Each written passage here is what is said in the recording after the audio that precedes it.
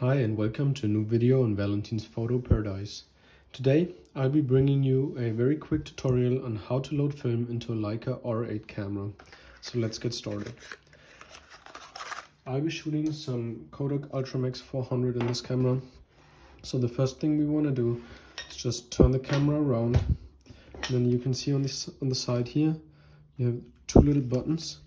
So first you're going to press the button below and then you're going to pull up that lever. You can also do it with one hand, and there you go.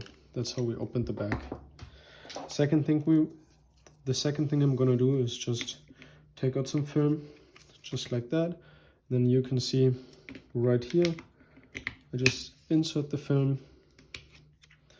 make sure it's nice and snug. And then what we also kind of want to take a look out for is the fact that the sprockets are engaging right here, as you can see. And then the pressure plate is going to do the rest. So you can see the film, the tip of the film is right here where the red dot is. So it's nice and far in. It's engaged into the sprockets. And now all I'm going to do is set the film ISO real quick. So I'm going to be shooting this at ISO 320. And then apart from that, all you will need to do is fire the camera, load the film, and as you were able to see right here, or I mean advance the lever, as you were able to see right here, it was moving a little bit. So I'm going to shoot one more time.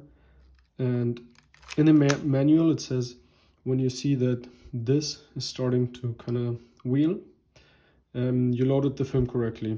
So since there's still no one showing right here, shoot one more time, and I think, okay. Now we're at frame 1. So that's it already. That's how you load film into the Leica R8 camera. I hope this video was helpful. It's pretty easy, and especially if you use the tip with this right here, and you will see a 1. I think if you loaded it incorrectly, there would be something like an E or something popping up here.